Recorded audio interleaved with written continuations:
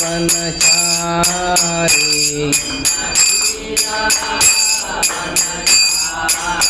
यमुना तेरा वनचारी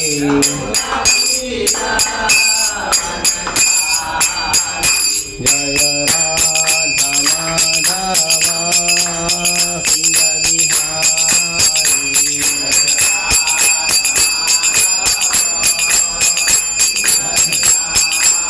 जय राधा माधवा कुंज बिहारी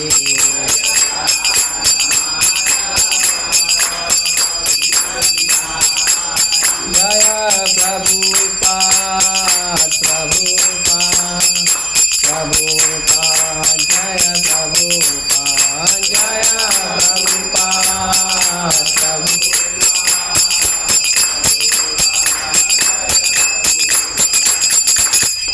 हरे राम संकीर्तन की जय, हरे कृष्ण महामंत्र की जय, श्री श्री राधा राज बिहारी भगवान की जय, श्री श्री सीताराम कृष्ण हनुमान की जय, श्री श्री गौरीताय भगवान की जय, श्रील प्रभुपाद की जय। ओम नमो भगवते वासुदेवाय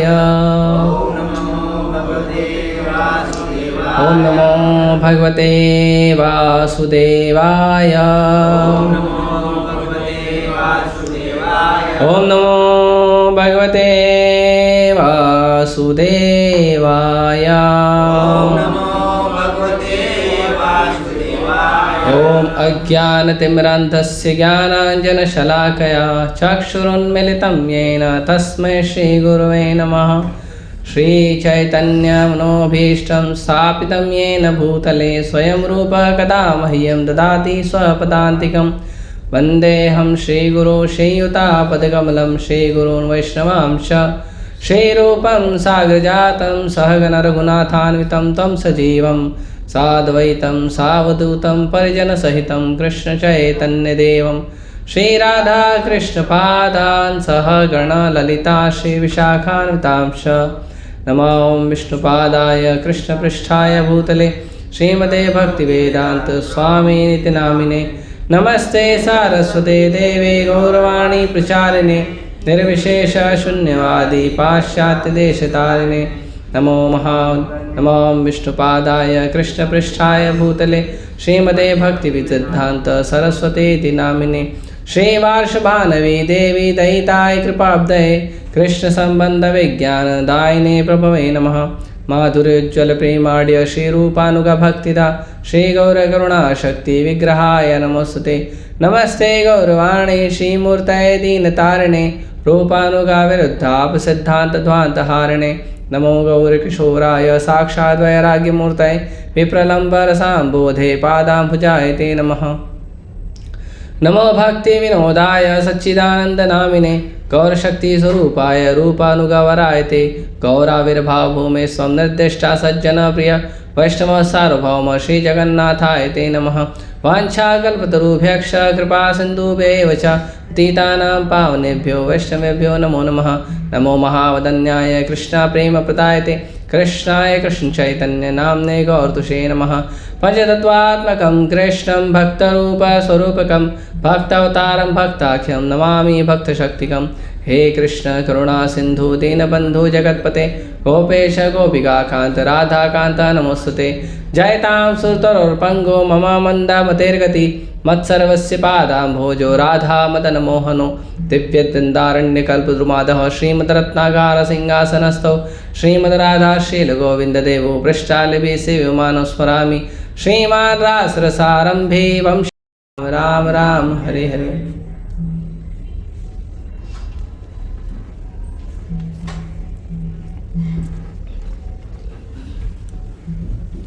वो ऑफिस में जो फ्रिज है ना उसमें गार्लेट रखा है, माला रखा है।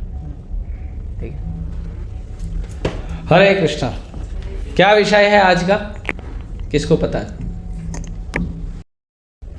तैयारी करके आने से अच्छे से समझ में आता है, तैयारी नहीं करके आने से अच्छे से समझ में नहीं आता है। अब पास मोबाइल नहीं है तो जिनके पास मोबाइल है, जिनको आता है व्हाट्सएप पे, उनको पूछना चाहिए आज का क्या टॉपिक है। पूछना चाहिए, उत्सुकता होनी चाहिए, उत्कंठा होनी चाहिए हमें। जब तक हमें उत्साह नहीं होगा, अभी जैसे आप कुछ बांट रहे हो और कुछ लोग आए ठीक है दे दो, और कुछ लोग एकदम उत्साह से दोनों हाथ आगे किए, आप किसको पहला दोगे? तो उत्साह दिखाएगा उसको दोगे ना। जो ऐसे ठीक है हरे कृष्ण, उसको थोड़ी दोगे, राइट? तो उत्साह होगा उसको आप पहले दोगे। तो वैसे ही जब आप आ रहे हो क्लास सुनने, तो तैयारी करके आओ, मैं क्लास सुनने जा रहा हूँ, आज का क्या टॉपिक है, किस विषय पे चर्चा होगी, ये टॉपिक है तो इस टॉपिक पे क्या क्या सुनने मिलेगा, हमें विचार करना चाहिए। नहीं तो तैयारी नहीं करोगे तो फिर हमारा वही भाव रहेगा, ठीक है अभी आए हैं, इस्कॉन आते हैं, लेक्चर बैठने के लिए बोला रघुपति ने तो बैठना पड़ेगा, वो भाव रहेगा, आगे नहीं बढ़ोगे। आगे बढ़ने के लिए उत्साह होना चाहिए, बिना उत्साह के आप आगे बढ़ना बहुत मुश्किल हो जाता है। भगवान भगवता में एकदम क्लियर बोलते हैं ये यथा मां प्रपद्यन्ते, भैया जैसा तुम्हारा स्वभाव होगा वैसा तुमको कृपा मिलेगा। हाँ, आप किसी को खिचड़ी बांट रहे हो या प्रसाद बांट रहे हो, जो जितना बड़ा बर्तन लाएगा उतना ही दोगे ना, आप ज़्यादा दोगे क्या उसको? आप किसी को खिचड़ी बांट रहे हो, किसी ने छोटा सा कटोरी लेके आया है ना, तो आप कितना दोगे उसको? बाल्टी भर के दे पाओगे? नहीं, क्या करोगे? छोटा कटोरी में दोगे। जो बड़ा पात्र लाया है, बड़ा कटोरी लाया उसको बड़ा कटोरी, जो प्लेट लाया उसको प्लेट भर के दोगे, राइट? तो जितना हमारा सुनने का भगवान की कथा उत्सुकता होगा उतना हमको कथा समझ में आएगा, और अगर नहीं होगा उतना, तो ऐसे छोटा कटोरी लाओगे तो छोटा कटोरी समझ में आएगा। हाँ, ये एकदम सरल बात है। आजकल आप देखिए स्कूल में, कॉलेज में, क्लासेस में, पहले बच्चे लोग घर पे बैठ के भी पढ़ाई कर लेते थे। हम उदाहरण सुनते हैं, बाबा साहब अम्बेडकर जो है, सड़क की जो बिजली है उसमें, जो खंभे की बिजली है उसमें पढ़ाई करते थे। लाल बहादुर शास्त्री जब स्कूल जाते थे तो गंगा नदी पार करके जाते थे। गंगा के इस पार उनका घर था, गंगा के उस पार उनका स्कूल था, पार करके जाते थे। जब हम बड़े बड़े महात्मा, महान लोगों के बारे में सुनते हैं, जो महान लोग हैं हमारे इतिहास के, उनके बारे में सुनते हैं, तो हम यही सुनते हैं कि बहुत उन्होंने उत्कंठा थी। ऐसा थोड़ी है कि बाबा साहब अम्बेडकर के टाइम पे केवल बाबा साहब ही पढ़ाई करते थे और कोई पढ़ता नहीं था। बहुत लोग पढ़ाई किए, लेकिन हर कोई बाबा साहब नहीं बना। लाल बहादुर शास्त्री जी के समय पे बहुत लोग पढ़ाई करते थे, लेकिन कोई भी लाल बहादुर शास्त्री नहीं बना। हाँ, एपीजे अब्दुल कलाम के समय पे बहुत लोग पढ़ाई किए, लेकिन कोई भी एपीजे अब्दुल कलाम नहीं बना, है ना। सीवी रमन के समय बहुत सारे लोग पढ़ाई करते, लेकिन लोग सीवी रमन नहीं बने। क्यों? क्योंकि जिसकी जितनी उत्कंठा होगी, ये तो भौतिक हो गया। आध्यात्मिक में भी एक कथा आती है पुराणों में कि दो भाई थे, एक का नाम था धुंधकारी और एक का नाम था गोकर्ण। तो गोकर्ण और धुंधकारी दो लोग थे, दोनों भाई थे। तो गोकर्ण जो है वो भगवान के महान भक्त थे, साधु थे, और उनका भाई जो धुंधकारी था वो बहुत पाप करता था, अपराध करता था। वो जाके उसने वेश्याओं से शादी कर लिया था, 4 वेश्या से शादी किया था और चारों को घर में लेके आया था। अभी वेश्या तो वेश्या होती है, वेश्या को तो पैसा चाहिए, उसको थोड़ी प्रेम चाहिए, पति का सेवा चाहिए, उसको तो चाहिए नहीं। तो वेश्याओं ने देखा कि इनका जो पति है वो बहुत गलत गलत काम करता है, चोरी करता है, डकैती करता, बहुत धन जमा किया चोरी डकैती करके। और चोरी डकैती किसके लिए करता था? वो वेश्या पत्नी के लिए करता था कि मैं अपनी पत्नी को दूंगा। तो एक दिन बहुत सारा धन जमा हो गया था जब, तो चारों पत्नी ने क्या किया, चारों पत्नी, क्योंकि पैसे की लालची थी सब, वेश्या तो वैसी होती हैं, तो चारों पत्नी ने क्या किया, एक दिन धुंधकारी को मार के घर में गाड़ दिया। अब धुंधकारी का उद्धार कैसे होगा? एक तो पापी था, उद्धार कैसे होगा? तो धुंधकारी यहाँ वहाँ भटक रहा था, तो धुंधकारी को किसी ने बताया।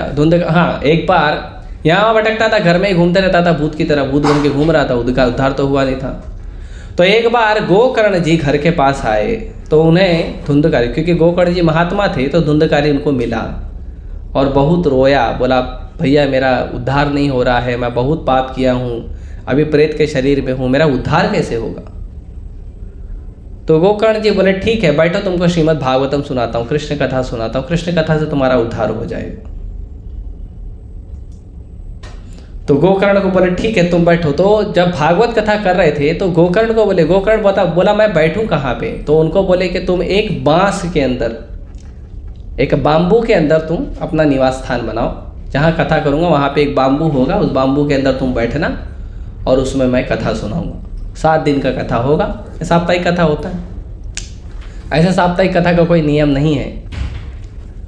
श्रील प्रभुपाद जी बोलते हैं 7 दिन क्यों, हर रोज पढ़ो। भगवान की कथा का कोई मुहूर्त होता है क्या? जब कथा है वही मुहूर्त है। भगवान की कथा परम पावन है, परम पवित्र है, उनका कोई मुहूर्त नहीं होता है। जब पढ़ना है, जब सुनना है, जब आनंद लेना है, शुरू कर दो, तब भगवान की कृपा मिली। कोई शुभ और अशुभ समय नहीं होता है। जब भगवान की कथा शुरू हो गई वही शुभ समय है, और जब भगवान की कथा नहीं हो रही है वही अशुभ समय है। और कोई संसार में शुभ और अशुभ समय नहीं होता। धुंधकारी को बोले तुम एक बांस में समा जाओ, और फिर वहाँ पे शुक्र जो गोकर्ण थे उन्होंने कथा शुरू किया। तो गोकर्ण जब कथा शुरू किए तो पूरे गांव के लोग बैठ के कथा, तो महान भक्त थे, पूरे गांव के लोग बैठ के कथा सुन रहे थे। पहले दिन की जब कथा पूरी हुई तो बांस के अंदर 7 गांठ थी। गांठ नॉट होता है, तो 7 गांठ थी। पहले दिन की कथा पूरी तो पहली गांठ फट गई, दूसरे दिन की हुई तो दूसरी गांठ फटी, तीसरे दिन की हुई तीसरी फटी। इस तरह से जैसे ही 7वें दिन की कथा पूरी हुई 7 गांठ फट गई। वो बांस फट के गिरा और उसमें से एक दिव्य पुरुष निकला।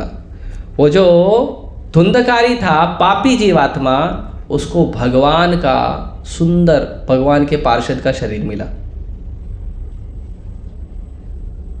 और तुरंत वैकुंठ विमान आया, उस पर बैठा और चले गया। तो गांव वाले हैरान हो गए। गांव वाले पूछे ये कौन था? तो बोले ये तुम्हारे गांव में जो धुंधकारी था। अरे धुंधकारी? अच्छा हाँ धुंधकारी था ये। और धुंधकारी का ऐसा कैसे गति हो गया, इतना पापी आदमी है? बोले भागवतम सुना इसके लिए हुआ। बोले धुंधकारी भागवतम सुना, हम भी भागवतम सुने, धुंधकारी का उद्धार हुआ, मेरा क्यों नहीं हुआ? तो गोकर्ण जी बोले धुंधकारी ने ध्यान पूर्वक सुना था और तुम लोग ध्यान पूर्वक सुने नहीं थे, तुम केवल आके कथा में बैठते, ठीक है महाराज चालू करो, तो इसीलिए तुम्हारा उद्धार नहीं हुआ। तो गांव वाले ऐसा थोड़ी चलेगा, हम फिर से बैठेंगे, ध्यान से सुनेंगे, आप फिर से कथा चालू करो। महाराज को फिर लगा दिया काम पे। और भगवान के भक्तों का क्या? भगवान के भक्तों को आनंद है, तुम 7 दिन बोलो, 14 दिन बोलो, 365 दिन, हम तो कथा देते रहते हैं। हमारा रोज कथा होता है, हम तो रोज क्लास देते हैं। आज यहाँ दे रहे, कल वहाँ दे रहे, कहीं नहीं दे रहे तो ऑनलाइन दे रहे, क्लास तो करते रहते हैं हम। तो वापस से गोकर्ण जी ने कथा सुनाया और सारे गांव वाले अपना सब काम धाम विचार सब छोड़ के बैठे और कथा सुन रहे, कुछ और नहीं, सिर्फ कथा। 7वां दिन पूरा हुआ, जितने गांव वाले थे उतने वैकुंठ विमान आए और सबको लेके गए भगवत धाम। तो ये प्रभाव है ध्यान से सुनना और नहीं सुनने का। परीक्षित महाराज भी 7 दिन कथा सुने थे क्योंकि उनके पास 7 दिन ही बाकी था जिंदगी का। इसीलिए हमारे पास तो जितना जिंदगी बाकी है रोज सुनना चाहिए, लेकिन ध्यान पूर्वक सुनना चाहिए। जितना ध्यान से सुनोगे उतना ज़्यादा जल्दी हृदय शुद्ध होगा। ऐसा नहीं है कि अभी जल्दी सुन लिया तो जल्दी मर जाएंगे ना, ऐसा नहीं है। जीवन मुक्त एक शब्द है कि अगर आप शुद्ध हो जाए तो इसी शरीर में आप भगवान की भक्ति के आनंद में संसार में रहोगे, अपना सब काम करोगे, लेकिन चिंतन हमेशा कृष्ण के चरण में रहेगा। ये प्रभाव है भगवान की कथा का। हमेशा भगवान के चरण में चिंतन रहेगा, भक्तों की सेवा में रहेगा, नाम में रुचि आएगी, कथा में रुचि आएगी, सेवा में रुचि आएगी। इसीलिए ध्यान से सुनना चाहिए और ध्यान से सुनने के लिए तैयारी करके आना चाहिए कि आज मैं जा रहा हूँ, आज इस विषय पे सुनूंगा, तैयारी करना चाहिए। तो अगली बार आप लोग ध्यान रखिएगा। ऑनलाइन वालों के लिए भी ये है, अगली बार आप लोग ध्यान रखिएगा, ठीक है। तो आज का जो प्रवचन है हम चर्चा करने जा रहे हैं, ये रिपीट प्रवचन है। परम पूज्य गोपाल कृष्ण गोसाई महाराज ने 2023 में इस्कॉन दिल्ली में जो इस्कॉन रोहिणी मंदिर है वहाँ पे उन्होंने लेक्चर दिया था। उसी लेक्चर को मैंने सुना है और उसी लेक्चर को मैं रिपीट कर रहा हूँ, ठीक है। क्योंकि हमारा अपना कुछ है नहीं, मेरा अपना कुछ नहीं है। आप लोगों को लगता है मैं अच्छा लेक्चर देता हूँ, सब लेक्चर कॉपी रहता है, कॉपी पेस्ट। देखो भगवान का कृपा आ गया, धन्यवाद। छोड़ दो। तो सब लेक्चर मेरा कॉपी पेस्ट ही रहेगा मोस्टली क्या, टोटल 100%। 1-2% थोड़ा मैं जोक का तड़का मार देता हूँ, बाकी लेक्चर सब प्रभुपाद जी का और गुरु महाराज का या इस्कॉन के भक्तों का ही रहता है। तो आज का विषय क्या है? क्या है विषय? अभी किसी ने देखा था? मोबाइल खोलो। भक्ति में आगे बढ़ने के लिए भक्तों का संग अनिवार्य है। हाँ, भक्तों में एकता जरूरी है। भक्तों में एकता जरूरी है, ये आज का प्रश्न है। भक्तियों में एकता होनी चाहिए। तो एकता किस लिए होनी चाहिए ये भी देखना चाहिए, है ना। एकता हम किस लिए कर रहे हैं? तो खासकर जब भक्तों की बात होती है तो बात होती है तपस्या की। तपस्या करना चाहिए। तपस्या करने से हम शुद्ध होते हैं। भगवान ऋषभ देव कहते हैं तपो दिव्यम। तपस्या भी करनी चाहिए तो दिव्य तपस्या करनी चाहिए, साधारण तपस्या नहीं करनी चाहिए। ऐसे तो सब लोग तपस्या, भौतिक संसार में भी लोग तपस्या करते ही हैं। 8 हर रोज आपको बोला जाएगा हर रोज 16 माला जप करो तो बड़ा टेंशन आ जाता है, लेकिन हर रोज 8 घंटा, 10 घंटा, 12 घंटा ऑफिस में, धंधे पे काम करना, वो तपस्या नहीं है? वो भी तपस्या है। छोटा सा बच्चा रहता है हमारा 3 साल का, 4 साल का, 5 साल का, उसको हर रोज स्कूल भेजते हैं, वो भी तपस्या है। 3 घंटा, 4 घंटा, 5 घंटा रोज स्कूल जाता, रोज जाता, वो भी तपस्या है ना। फिर माताएं हैं घर में कुकिंग करती हैं, वो भी तपस्या है। अच्छा, आजकल संसार में भेद हो गया है कि घर में माताएं जो सेवा करती हैं वो तपस्या है, वो मेहनत है ना। ऐसा सब लोग बोलते हैं। रोज़ 2 टाइम कुकिंग करना, बढ़िया घर को क्लीन करना, कपड़े उपड़े साफ करना, घर के बाकी लोगों का सेवा करना तपस्या है, सही बात है। लेकिन घर के बाहर जो लोग जाते हैं वो भी तपस्या करते हैं, तभी पैसा आता। कोई फ्री में 1 रुपया देता नहीं है। पहले ये विचार नहीं था, ये विचार अब आ गया है। पुरुष बोलता है मैं कमाता हूँ, तुम क्या करती हो घर में। स्त्री बोलती है मैं पूरा दिन घर में काम करती हूँ, तुम तो पूरा बढ़िया घूम के आते हो। बहुत गंदा विचार है, दुष्ट विचार है। अपने पूजा मान प्रतिष्ठा का विचार है, सबसे गंदा विचार है। दूसरों के गुणों को ध्यान देना चाहिए, दोषों को नहीं। तो दोनों तपस्या है, चाहे माताएं घर में काम कर रही हैं, चाहे प्रभु जी बाहर काम कर रहे हैं। अभी आप घर में कुकिंग नहीं करोगे। ऐसे एक बार परम पूज्य गोपाल कृष्ण गोसाई महाराज जुहू में भक्तों का मीटिंग कर रहे थे, बुक डिस्ट्रीब्यूशन मीटिंग हो रहा था। तो मीटिंग में महाराज पूछ रहे थे कौन कहाँ कहाँ जाके बुक डिस्ट्रीब्यूशन करेगा। कुछ वक्त बताए हम यहाँ जाएंगे, वहाँ जाएंगे, स्टेशन जाएंगे। कुछ बताए हम झोला लेके जाएंगे, कुछ बताए हम ट्रैफिक पे जाएंगे, कुछ बताए हम साउथ मुंबई जाएंगे, कुछ नॉर्थ मुंबई जाएंगे, कुछ ईस्ट जाएंगे, वेस्ट जाएंगे, सब बता रहे थे। एक वक्त बोला महाराज मैं भी चाहता हूँ बुक डिस्ट्रीब्यूशन करना, लेकिन ये जो मंदिर का जो टेम्पल कमांडर है ना, मेरे को बुक डिस्ट्रीब्यूशन के लिए भेजता नहीं है।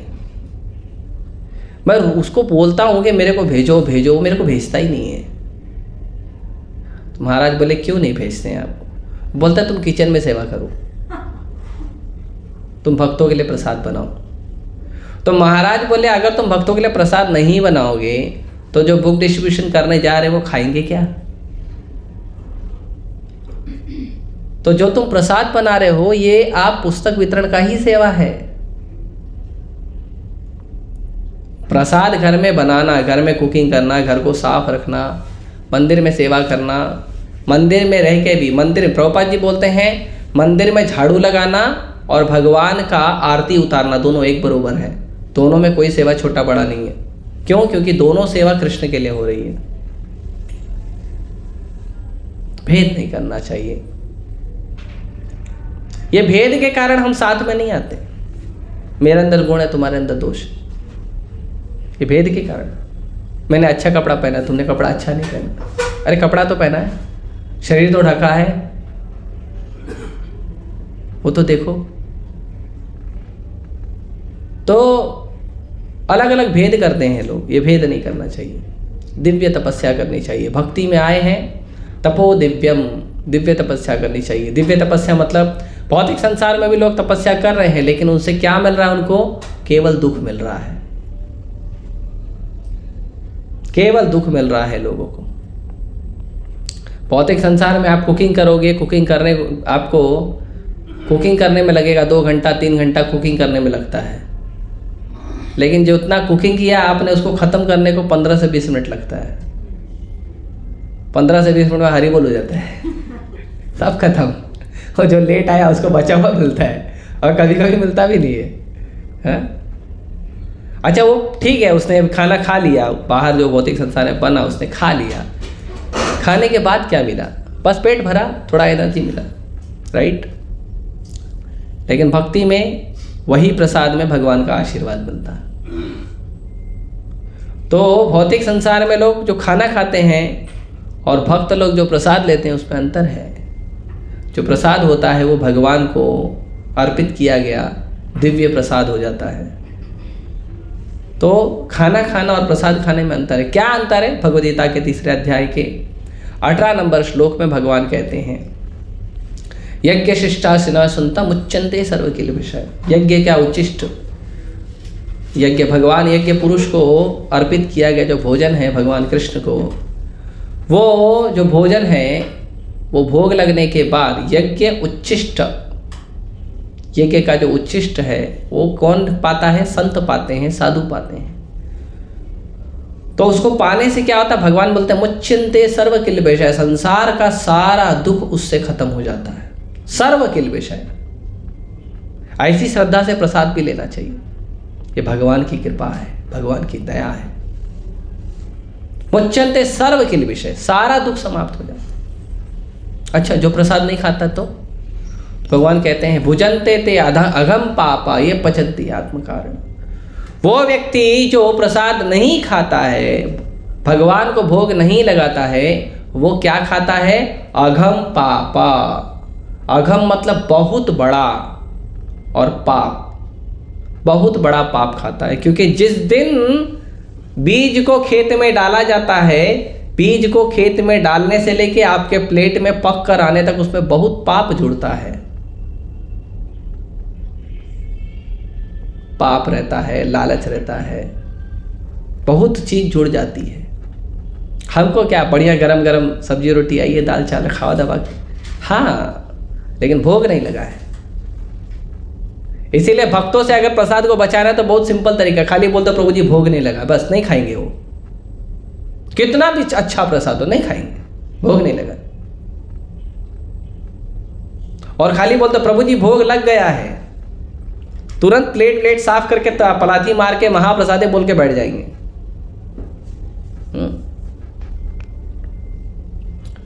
तो तपस्या दिव्य होनी चाहिए। जैसे हमने उदाहरण दिया कि अन्न खाना भोग लगा के, अन्न खाना बिना भोग लगा के फर्क है। ऐसे तपस्या करनी चाहिए तो हमें कैसी करनी चाहिए? दिव्य तपस्या करनी चाहिए। हमें कुछ सुनना है तो कथा सुनिए, कीर्तन सुनिए। कुछ पाना है तो प्रसाद पाइए। कुछ देखना है तो भगवान को देखिए, भगवान के भक्तों को देखिए, भगवान के मंदिर को देखिए, भागवतम को देखिए, गीता को देखिए। कुछ कहना है तो कृष्ण के बारे में कथा करिए, कृष्ण का कीर्तन करिए, लोगों को कृष्ण के बारे में प्रचार करिए।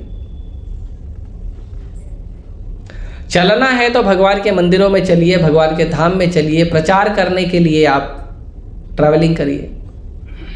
अपने शरीर के सारे इंद्रियों को कृष्ण की सेवा में लगाइए। ये असली तपस्या है। बाकी जो हम तपस्या करते हैं भौतिक संसार में पैसा कमाने के लिए, रिश्ता बनाने के लिए, कुछ काम नहीं आता है। बड़े बड़े धनवान लोग भी आके हमारे सामने रोते हैं। हमारे अंदर क्या पावर है, कोई धनवान हमारे सामने आके दुख बताता, बताओ। वो धनी व्यक्ति अपने घर में नहीं बताता है दुख, लेकिन साधु को आके दुख बताता है। पता है क्यों? क्योंकि साधु कृष्ण से जुड़ा है। तो संसार का कोई भी तपस्या जब कृष्ण से जुड़ता है तो वो तपस्या दिव्य हो जाता है। इसीलिए तपस्या करना चाहिए। और तपस्या का मतलब क्या है? तपस्या का मतलब है जानबूझ के भगवान की प्रसन्नता के लिए, जानबूझ के भगवान की प्रसन्नता के लिए असुविधा को स्वीकार करना, जानबूझ के। जैसे एकादशी व्रत रखते हैं, अन्न नहीं खा सकते हैं क्या? खा सकते हैं। अरे रोज बनाते हैं, एकादशी के दिन नहीं बना सकते क्या? बना सकते हैं, लेकिन जानबूझ के नहीं बनाते। नहीं, एक दिन हम कथा कीर्तन में ज़्यादा टाइम देंगे, जप करने में ज़्यादा टाइम देंगे, फलाहार खा के रह जाएंगे। ये उसका महत्व है। ऐसे नहीं कि ठीक है भूखा रहेंगे और एकादशी हो गया। नहीं, एकादशी का मतलब है ज़्यादा हरि नाम लेना, ज़्यादा ग्रंथों को पढ़ना, ज़्यादा भक्तों का संग करना, ज़्यादा भगवान की सेवा करना। उसको कहते हैं उपवास। उपवास का मतलब नहीं है कि अन्न का मेनू हटा देना और फलाहार का मेनू लेके आ जाना। उसको उपवास नहीं बोलते। अन्न का मेनू हटा दिया, अन्न का 20 आइटम नहीं खाएंगे, फलाहार का 50 आइटम खाएंगे, उसको उपवास नहीं बोलते। तो आपने क्या किया? आपका चिंतन आपके पेट पे ही लगा हुआ है, कृष्ण पे कहाँ लगा? उपवास का मतलब होता है अपने साधारण जीवन से ऊपर उठ के वास करना, कृष्ण के चरण पे ध्यान लगा के निवास करना, उसको उपवास बोलते हैं। तो रोज खाना खाना और उपवास के दिन खाना खाना अंतर होता है। ऐसे साधारण जीवन जीना और भगवान की सेवा के लिए जीवन जीने में अंतर होता है। तो तपस्या अलग होती है।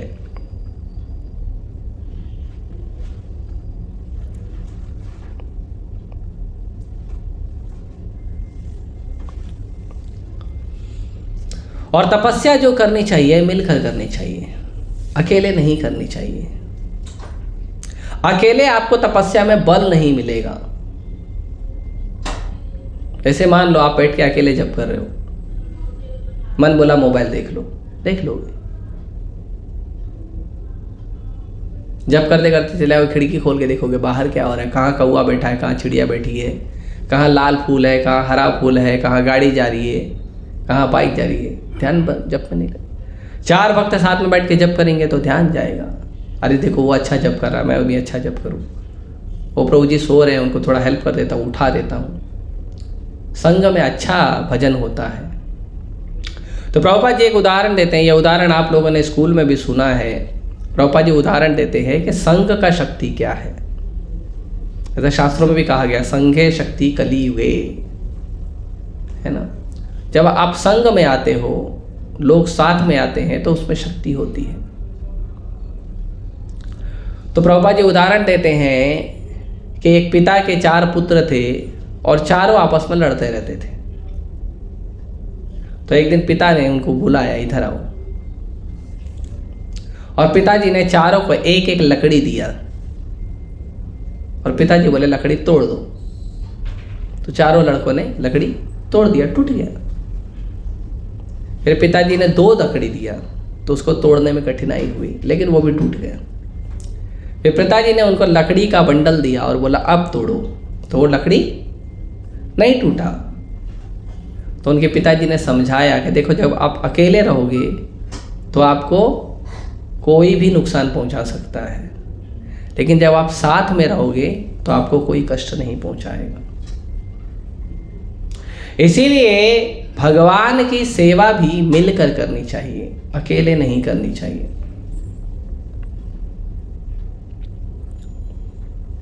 भगवान की सेवा दिव्य होती है।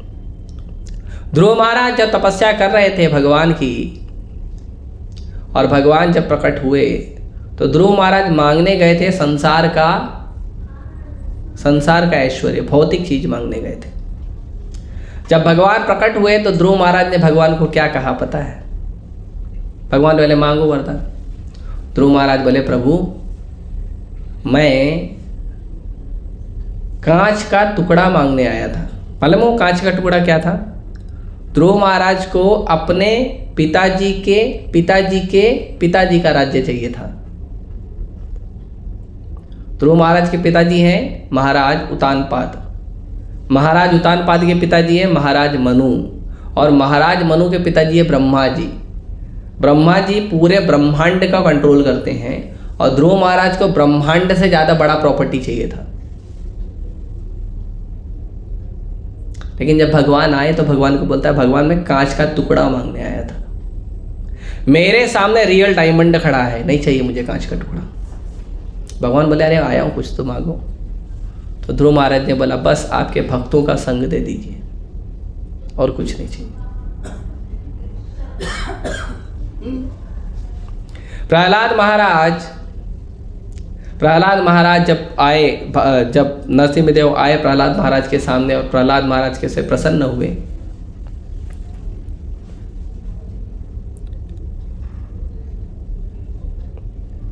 तो प्रहलाद महाराज को भगवान ने पूछा क्या चाहिए आपको? प्रहलाद महाराज ने कहा प्रभु आपके भक्तों का संग दीजिए। क्यों?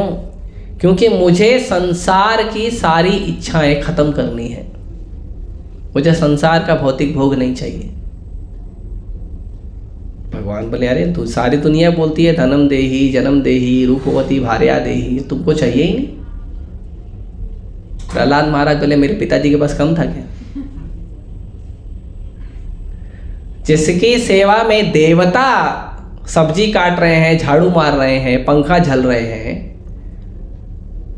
जिसके पास 14 भुवन का ब्रह्मांड है पूरा, और जो इतना शक्तिशाली हो गया था कि लोग नारायण नारायण बोलने की जगह हिरण्यकशिपु बोल रहे थे, उसको तो आपने 1 मिनट में फाड़ के फेंक दिया। तो इतना धन इतना बल किस काम का? मृत्यु आएगी तो अपने सारा धन सारा संबंधी सारा नाम जोड़कर भी 1 मिनट ले पाओगे क्या यमराज जी से? यमराज जी क्या बोलेंगे बताएं? Get out. हाँ, प्रभुपाद जी बताते हैं एक व्यक्ति था, प्रभुपाद जी जानते थे उसको, बहुत अमीर था। तो जब मरने वाला था डॉक्टर को रिक्वेस्ट कर रहा था, डॉक्टर बोला तुम कुछ घंटों में तुम्हारा शरीर समाप्त हो जाएगा। और डॉक्टर को रिक्वेस्ट कर रहा था कि मुझे कम से कम 1 हफ्ता जिंदा रख दो आप किसी तरह से, तुमको जो पैसा चाहिए मैं दे दूंगा। डॉक्टर बोला पॉसिबल नहीं।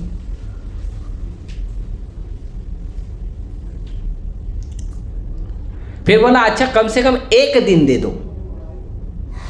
डॉक्टर बोला वो भी इम्पॉसिबल। बोला ठीक है मैं सारा पेपर मंगा लेता हूं, मेरे प्रॉपर्टी का सारा पेपर मंगा, कम से कम 4 घंटा करवा दो, 4 घंटा बस फाइनल। डॉक्टर बोला सॉरी 4 घंटा क्या, मैं तुमको 4 सेकंड के लिए भी बचा नहीं सकता हूं, तुमको जाना है तो जाना पड़ेगा। बहुत पैसे वाला था, और तुम्हारे ही जाते ही तुम्हारे घर के लोग क्या बोलेंगे? हटाओ इसको, बास मार रहा है। क्या साथ में जाएगा? यही दिव्य तपस्या, भगवान का नाम जप किया हुआ, हरे कृष्णा कृष्णा कृष्णा हरे हरे राम राम राम। यही नाम जप करोगे, भगवान के बारे में ग्रंथों से पढ़ोगे, भगवान के भक्तों का संग करोगे, ये जाए। तो प्रचेता थे, श्रीमद् भागवतम के 4 स्कंद में आता है कि प्रचेता कुछ भाई थे जो मिलकर भगवान का भक्ति करने गए। जब वो भगवान का भक्ति करने गए तो उन्हें शिव जी मिले रास्ते में। शिव जी को उन्होंने प्रणाम किया। शिव जी पूछे किस कारण से आप यहाँ पे आए हो? तो प्रचेताओं ने कहा कि हम आए हैं तपस्या करने। तो शिव जी ने कहा मैं तुमको सिखाता हूँ तपस्या कैसी करनी चाहिए। तुमको ऐसी तपस्या सिखाऊंगा जिससे स्वयं भगवान आपको दर्शन देंगे। तो सारे भाइयों ने मिलके शिव जी के बताए अनुसार तपस्या शुरू कर दी। और जब सबने बहुत अच्छे से तपस्या की, भजन किया, स्वयं भगवान प्रकट हुए। भगवान प्रकट हुए और भगवान आए उनके पास। तो भगवान ने कहा, मैं आप लोगों से बहुत प्रसन्न हूं। क्यों प्रसन्न हूं? क्योंकि आपने तपस्या किया? नहीं, भगवान ने कहा, मैं आपसे इसलिए प्रसन्न हूं क्योंकि आप लोग मिलके तपस्या किए हो। केवल तपस्या किया हो इसीलिए पसंद नहीं है। वैसे तपस्या तो कितने योगी मुनि हजारों हजारों लाखों लाखों साल तक, पता नहीं कोई किसी गुफाओं में, कोई किसी पेड़ के नीचे, कोई हिमालय के कंदराओं में, कहाँ कहाँ लोग भजन कर रहे हैं। भगवान नहीं मिलते, लेकिन भगवान मिलते हैं भक्तों को, क्योंकि भक्त मिलकर भक्ति करते हैं, मिलकर तपस्या करते हैं। हमारा भजन, हमारा तपस्या जो है मिलकर होना चाहिए, अकेले नहीं करना चाहिए। भगवान के जो महात्मा भक्त है, महान महान भक्त है, महाजन है, वो कहते हैं, प्रभु हमें आपके भक्तों का संग दीजिए, क्योंकि भक्तों के साथ तपस्या का बल बढ़ता है। अकेले तपस्या करने से तपस्या नहीं, बल नहीं बढ़ता है। कितना बल है आपका उतना ही करो। एक उदाहरण देता हूं। दिल्ली में इस्कॉन मंदिर है, जो सबसे बड़ा इस्कॉन मंदिर है दिल्ली में, ईस्ट ऑफ कैलाश।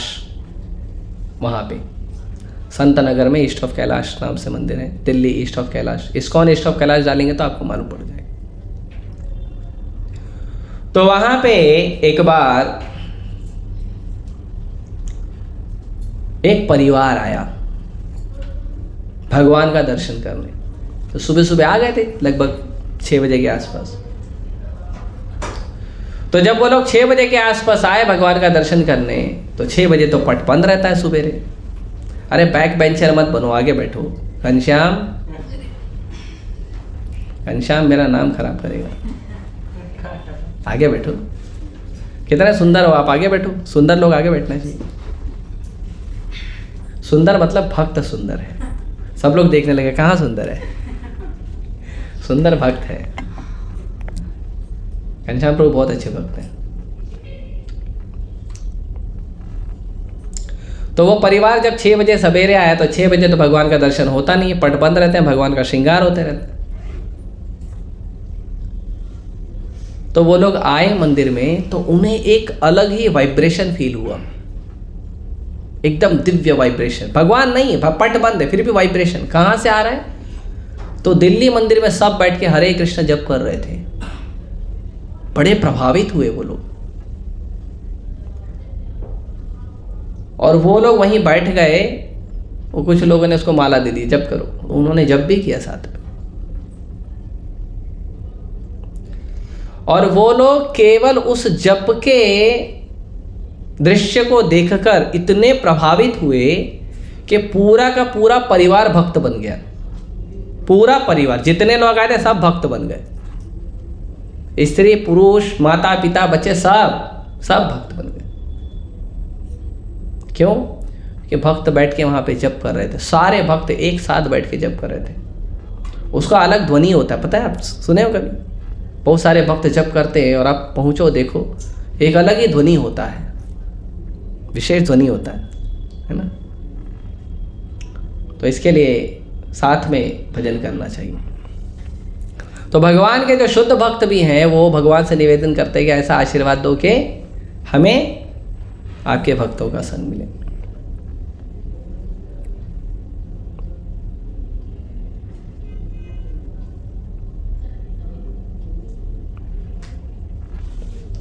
और व्यासदेव जी, उन्होंने बहुत सारे ग्रंथ लिखे, चारों वेदों को लिखे, पुराणों को लिखे, उपनिषद को लिखे, शास्त्रों को लिखे, बहुत सारे ग्रंथों को लिखा वेद व्यास जी ने। और लिखने के बाद वेद व्यास जी दुखी थे। जिन्होंने सारा वेद पुराण लिखा वो दुखी थे। क्यों दुखी थे? तो दुखी थे तो गुरु को याद किया, गुरु आए, कृपा करें, गुरु आए। तो वेद व्यास जी ने कुछ नहीं बोला उनको, क्योंकि गुरु तो अंतर्यामी सब जानते हैं। नारद मुनि जब आए तो नारद मुनि बोले कि वेद व्यास जी बहुत अच्छा काम किया आपने, मानव कल्याण के लिए, मानव को, मनुष्यों को भगवान की भक्ति दिलाने के लिए आपने बहुत अच्छा चारों वेद लिखे, पुराण लिखे, बहुत अच्छा लिखे, फिर भी आप दुखी हो। और मैं जानता हूं तुम क्यों दुखी हो।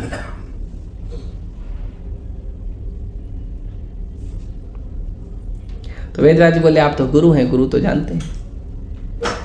कभी कभी हम जब जाते हैं, अपनी समस्या बताते हैं हमारे गुरु के सामने या आध्यात्मिक जो गाइड होता है, तो हम जब समस्या बताते हैं तो हमको समस्या का उत्तर कुछ और चाहिए रहता, वो कुछ और उत्तर देते हैं। हमको समझ में नहीं आता, अरे प्रभु जी मैं ये बोल रहा हूँ, आप क्या मेरे को बता रहे हो? नहीं प्रभु जी आप ये करिए। अरे प्रभु जी ऐसे कैसे होगा? कभी कभी कुछ लोग बोलते हैं प्रभु जी लाइफ में बहुत टेंशन है, बहुत परेशान हूँ, 16 माला कर रहा हूँ फिर भी टेंशन है। हम बोलते हैं ठीक है 16 माला सुबह करो। प्रभु जी 16 माला कर रहा हूँ मैं, सुबह करो, मतलब सुबह कर रहा हूँ, रात कर तो रहा हूँ ना। हम बोलते नहीं 16 माला सुबह करो, आपका टेंशन कम हो जाएगा। ऐसे कैसे टेंशन कम हो जाएगा? 16 माला सुबह करो या रात को करो, कर तो रहा हूँ ना 16 माला। नहीं, सुबह करने में प्रभाव है, फेवरेबल टाइम, सतोगुण का समय होता है, ब्रह्म मुहूर्त का समय होता है, उसमें प्रभाव ज़्यादा होता है। बाकी दिन भर में भी कभी भी हरिनाम किया तो प्रभाव हरिनाम का अच्छा होता है, लेकिन सुबह ज़्यादा होता है। या तो आप शुद्ध भक्त हो तो 24 घंटे में हर समय हरिनाम का प्रभाव समान रहेगा, और अगर शुद्ध नहीं हो तो कम से कम शुद्ध समय पर करिए, सुबह के समय। बाकी समय रजोगुण, सतोगुण, तमोगुण का होता है, सवेरे ब्रह्म मुहूर्त होता है, अच्छा समय होता है।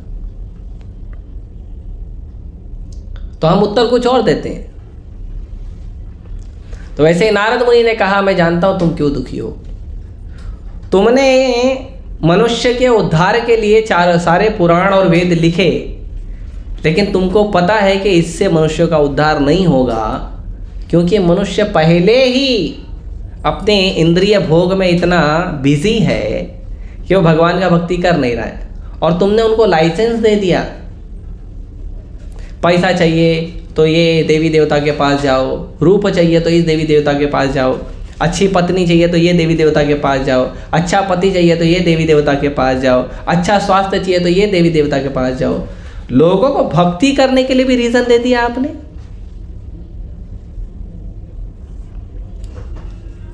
तो लोग वैसे ही पैसे के पीछे, पत्नी के पीछे, पति के पीछे, घर गाड़ी बंगला उसके पीछे भाग रहे हैं। तुमने उनको लाइसेंस दे दिया कि ठीक है अभी तुम धर्म के अनुसार भागो। शास्त्रों का मतलब होता है, भक्ति का मतलब होता है लोगों के दुखमय जीवन को रोक कर उनको सुखमय जीवन, भक्ति के जीवन में लेके आना। और तुमने क्या किया, सबको लाइसेंस दे दिया कि दुखमय जीवन में ही पड़े रहो, भक्ति थोड़ा मोड़ा करते रहो, दुखमय जीवन में पड़े रहो। नारद मुनि ने गलत किया। नारद मुनि ने कहा अगर तुम चाहते हो कि लोग सच में भगवान के प्रति आकर्षित हों तो भगवान के केवल गुणों का वर्णन करो, उसके अंदर कोई नियम कानून नहीं, केवल कृष्ण कथा करो। तो ये तब जाके व्यासदेव जी ने 18,000 श्लोकों का श्रीमद् भागवत महापुराण का रचना की। 18,000 श्लोक। और व्यासदेव जी ने 18,000 श्लोकों का रचना करके क्या किया, अपने पुत्र को सुनाया। जो पुत्र उनको छोड़कर चले गया था उनको बुलाया, उनको सुनाया। फिर उनके पुत्र का नाम है शुकदेव गोस्वामी। शुकदेव गोस्वामी ने सुनाया परीक्षित महाराज को और बहुत सारे भक्तों को उनके साथ। और उसके बाद सूत गोस्वामी ने शौनक आदि ऋषियों को, 88,000 ऋषियों को नैमिषारण्य में सुनाया। यही श्रीमद् भागवतम। तो ये जो तपस्या कर रहे हैं ये दिव्य तपस्या जरूरी है।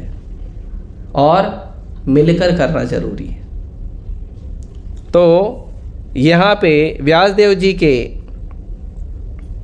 उदाहरण से हम सीखते हैं कि जीवन के दुख को दूर करना है तो केवल कृष्ण से जुड़ना जरूरी है। भगवान भी बोलते हैं अनन्य भाव से भक्ति चाहिए, मिक्स भक्ति नहीं चाहिए, अनन्य भाव से, ओनली कृष्ण और कोई नहीं। अपि चेत सुदुराचारो भजते माम अनन्य भाग। कितने भी पापी हो, कितने भी कुछ भी हो, कोई बात नहीं, लेकिन आपका भक्ति होना चाहिए अनन्य भाव, ओनली कृष्णा और कोई नहीं। और कैसे होने चाहिए? मिलजुल के। जैसे 4 आश्रम हैं, वैदिक नियम के अनुसार 4 आश्रम हैं, ब्रह्मचारी आश्रम, गृहस्थ आश्रम, वानप्रस्थ आश्रम, संन्यास आश्रम। ये चारों आश्रमों को अलग अलग सेवाएं दी गई है। ब्रह्मचारी गुरुकुले वसंतांतो गुरुरितम। ब्रह्मचारी जो है वो गुरुकुल में गुरु की सेवा में रहते हैं और गुरु जैसा बोलते हैं वैसा करते हैं, शास्त्रों का अध्ययन करते हैं और गुरु का सेवा करते हैं, पठन पाठन करते हैं, प्रचार करते हैं। जो गृहस्थ हैं उनको वही काम घर में करना चाहिए, पत्नी को, बच्चों को साथ में लेके भगवान की सेवा करनी चाहिए। गृहस्थ और गृह में भी 2 शब्द हैं, जो विवाह करते हैं उनके लिए 2 शब्द हैं। जो व्यक्ति बहुत अच्छा पैसा कमा रहा है, अपने पत्नी को सुखी रखा है, बच्चों को सुखी रखा है, अपने पत्नी बच्चों को हर चीज की व्यवस्था करके दे रहा है, बड़ा ईमानदारी से फिर मेहनत करता है और बच्चे जीवन में आगे बढ़ें, अच्छा उन्नति करें, पढ़ाई लिखाई करें, पैसा कमाएं, जो ये करता है उसको गृहस्थ नहीं बोलते, उसको कहते हैं गृह मेधी। जो गृह में तो आ गया है, घर में तो आ गया है, लेकिन घर में उस घर के उद्देश्य को पूरा नहीं कर रहा है,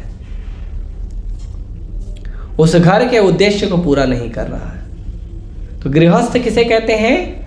जो व्यक्ति विवाह किया है, पत्नी को, बच्चों को भगवान की भक्ति करने का सुविधा देता है, उसको गृहस्थ कहते हैं। जीवन कैसा चल रहा है वो महत्वपूर्ण नहीं है, जीवन भक्तिमय चल रहा है या नहीं चल रहा है वो महत्वपूर्ण है। और ये कर्तव्य है। भगवान ऋषभदेव कहते हैं माता मत बनो, पिता मत बनो, मित्र मत बनो, गुरु मत बनो। अगर तुम अपने ऊपर निर्भर होने वाले व्यक्ति को भगवान की भक्ति नहीं दे सकते तो तुम्हारा माता पिता गुरु और मित्र बनना बेकार है।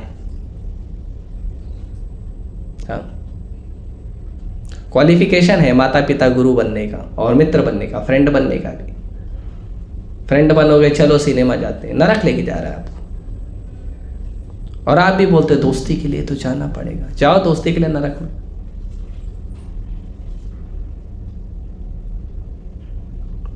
तो ये जो चारों आश्रम है, चारों आश्रमों का उद्देश्य एक ही है। क्या उद्देश्य है?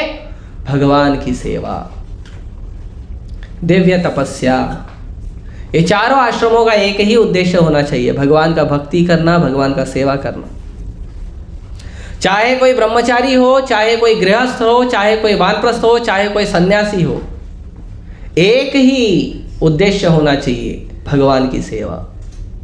इसीलिए प्रभुपाद जी ने कहा हम वर्णाश्रम की व्यवस्था कर रहे हैं, लेकिन हम दैव वर्णाश्रम की व्यवस्था कर रहे हैं। दैव वर्णाश्रम मतलब जो दिव्य हो, भगवान की सेवा के लिए हो, वो वर्णाश्रम हम कर रहे हैं। ब्रह्मचारी गृहस्थ मिलकर सेवा करेंगे, वानप्रस्थ सन्यासी, चारों आश्रम मिलकर कृष्ण की सेवा करें। चारों आश्रमों का उद्देश्य एक ही होना चाहिए, कृष्ण की सेवा करना। ये नहीं है जो गृहस्थ हैं वो ब्रह्मचारी को बोलते हैं क्या करते हैं मंदिर में, पढ़े तो रहते हैं, खाते पीते पढ़े तो कुछ काम तो नहीं करते। अब ब्रह्मचारी बोलेंगे अरे तुम तो सब कर्मी लोग हो, माया में पड़े हो। नहीं, दोष नहीं देखना है एक दूसरे का। कोई कितना भी माया में पड़ा है, कृष्ण का नाम जप कर रहा है, कृष्ण उसको कृपा किए हैं, तुम्हारा कौन सा अधिकार है उसका दोष देखना? भले तुम अच्छे ब्रह्मचारी हो या भले तुम अच्छे गृहस्थ हो, तुमको अधिकार किसने दिया दोष देखने का? गुण देखो। और ये बड़ा मैजिक है, बहुत सुंदर मैजिक है। आप लोग ध्यान दीजिए, आप जिस व्यक्ति के अंदर जो दोष देखोगे ना, वही दोष कुछ दिन में आपके अंदर दिखेगा। हाँ, जैसे आपका कोई मित्र है और मंगल आरती उठता नहीं, 6 बजे 7 बजे तक बढ़िया सोते रहता है, और आप उसका दोष देखो, आप उसको कुछ बोलो मत, खाली मन में इतना सोचो, नालायक सोते रहता है। देखो मैं मंगल आरती उठता हूँ, बढ़िया उठ के सुबह सुबह भजन करता हूँ, 2 दिन 3 दिन मैक्सिमम 1 हफ्ता, अगले हफ्ते से आपका केस चालू हो जाएगा। आप प्रयास करके भी उठ नहीं पाओगे, सुबह अलार्म लगा के बज के बंद हो जाएगा, मोबाइल चिल्ला के बंद हो जाएगा, उठो उठो बोल के मोबाइल बंद जाने, वो भी नहीं उठने वाला। हाँ। और अगर आप दूसरे भक्तों में गुण देखोगे, ये भक्त तो बहुत अच्छा भागवतम पढ़ता है, ये भक्त बहुत अच्छा है मंगला आरती जाता है, ये भक्त बहुत अच्छा है, बहुत एक जगह बैठ के शांति से जप करता है, जप करते समय कोई दूसरा काम नहीं करता, ध्यान से जप करता है, ये भक्त तो बहुत अच्छा है, प्रचार करता है, ये भक्त बहुत अच्छा प्रसाद बनाता है, ये भक्त बहुत अच्छे से तैयार होता है, बहुत अच्छे से धोती कुर्ता साड़ी तिलक बढ़िया लगाता है। अगर आप ये देखोगे ना, कुछ दिनों में ये गुण आपके अंदर भी आ जाएगा। मैजिक है, फर्स्ट क्लास मैजिक।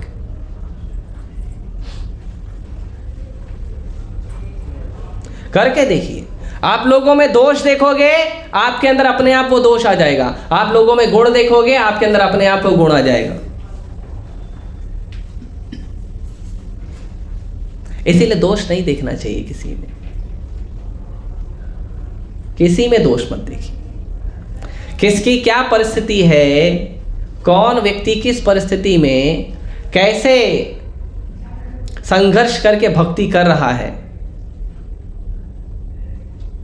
भले कितनी भी अच्छी परिस्थिति हो लेकिन संघर्ष कर रहा है ना, और हम उसमें दोष देखेंगे, अच्छी बात नहीं। तो इसीलिए ये चारों आश्रम के जो भक्त हैं उनको मिलकर भक्ति करनी चाहिए भगवान की। चारों आश्रम के भक्तों को मिलकर भक्ति करनी चाहिए। एक दूसरों को सहयोग करिए, एक दूसरे का मजबूती बनिए, कमजोरी मत बनिए। ऐसे कोई ब्रह्मचारी है, मंदिर में दूसरे ब्रह्मचारी को बोलता है, अरे प्रभु जी मैं जानता हूँ ये गृहस्थ है ना, अरे ऐसे ही लोग हैं। आपने क्या किया, उसके मन में बीज डाल दिया। कोई गृहस्थ है, बोला अरे मैं जानता हूँ ब्रह्मचारी लोग। मैं आपको उदाहरण भी दे सकता हूँ, क्या बात कर रहे हो। आपने क्या किया, ब्रह्मचारी के लिए उस व्यक्ति के मन में बीज डाल दिया। फिर क्या होगा, जो दूसरा भक्त सम्मान कर रहा था सम्मान करना बंद कर देगा। तो फिर आप साथ में कैसे आओगे, साथ में आके सेवा कैसे करोगे। सेवा करते समय दोष देखोगे, ये नालायक ऐसा है, वो नालायक ऐसा है, वो दुष्ट ऐसा है। तो चारों आश्रम बनाए भगवान ने मिलकर सेवा करने के लिए, मिलकर कृष्ण की सेवा। एक उद्देश्य होना चाहिए, प्रेममयी कृष्ण भक्ति, प्रेममयी कृष्ण की सेवा। ये एक ही उद्देश्य से भक्ति करिए और दूसरा उद्देश्य मत रखिए। अन्य अभिलाषिता शून्यम ज्ञान कर्मादिनावृतम अनुकूलेन कृष्णानुशीलन भक्ति रुच्यते। आचार्यगण कहते हैं अन्य अभिलाषिता शून्यम, संसार की सारी अभिलाषा जो है 0 हो जानी चाहिए, 0।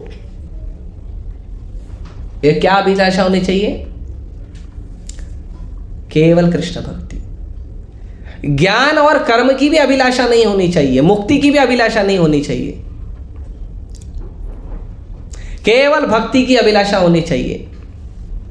और भक्ति कैसे, वो भक्ति जो कृष्ण को अनुकूल हो, कृष्ण की सेवा के लिए अनुकूल हो, वो भक्ति जरूरी है। तो इसका ध्यान रखना चाहिए। भले हम अलग अलग आश्रम में हैं, लेकिन हमें क्या करना चाहिए? हमें साथ में रहना चाहिए, हमें साथ में होकर, और साथ में कैसे रहना चाहिए? तो चैतन्य महाप्रभु ने हमें साथ में रहने के लिए फॉर्मूला बताया है। जानना चाहते हैं आप लोग फॉर्मूला? भक्तों के साथ में रहने का फॉर्मूला, हमेशा भक्तों के साथ रहने का फॉर्मूला जानना चाहते हैं? किसको जानना है? बस आप जानना चाहते हो भक्तों को, भक्तों के साथ में रहने का क्या फॉर्मूला है? सबको पता है आपको। तृणादपि सुनीचेन तरोरपि सहिष्णुना अमानिन मानदेन कीर्तनीय सदा हरि। ये फॉर्मूला है। जब भक्तों के साथ रहो, नम्र बन के रहो, अहंकार को त्याग के रहो। भक्तों से मिलने के पहले अपना अहंकार बाजू में रख के जाया करो, और सहन करना सीखो। हर भक्त का अलग अलग स्वभाव है। कोई ज़्यादा खाता है, कोई ज़्यादा बोलता है, कोई ज़्यादा सोता है, कोई ज़्यादा चलता है, कोई ज़्यादा जप करता है, कोई ज़्यादा शास्त्र पढ़ता है, कोई ज़्यादा प्रचार करता है। सब भक्तों में बहुत सारे अलग अलग गुण हैं, उसको सहना भी चाहिए।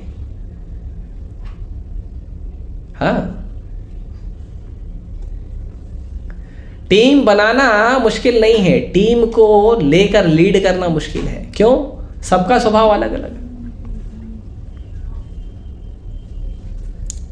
इंसानों को एक साथ में रखने का मालूम है, जो आप सोचोगे बहुत सारे इंसानों को एक उद्देश्य के लिए एक साथ रखो, मालूम है वो कैसे होता है? आप किसी मेंढक को एक जगह पे रखो, नहीं रहेंगे। एक को संभालोगे दूसरा कूद के भाग जाएगा, उसको पकड़ोगे तीसरा भाग जाएगा, तीसरे को पकड़ के चौथा भाग जाएगा। बहुत मुश्किल है। प्रभु जी मैं बोल रहा हूं आपको, मैं उसके साथ नहीं रहूंगा। आप समझ नहीं रहे हो मेरी बात? बहुत होता है।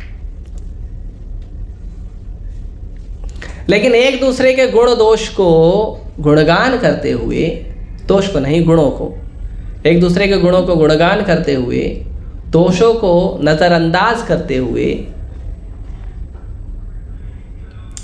एक दूसरे के स्वभाव को जो अच्छा लगता है उससे सीखते हुए, और एक दूसरे के स्वभाव को जो अच्छा नहीं है, जिससे आपको कष्ट हो रहा है, उसको सहते हुए, दूसरे भक्तों को सम्मान देते हुए और खुद किसी भी सम्मान की इच्छा न करते हुए अगर आप रहने का प्रयास करोगे, सबके साथ रह लोगे, सबके साथ रह लोगे आप।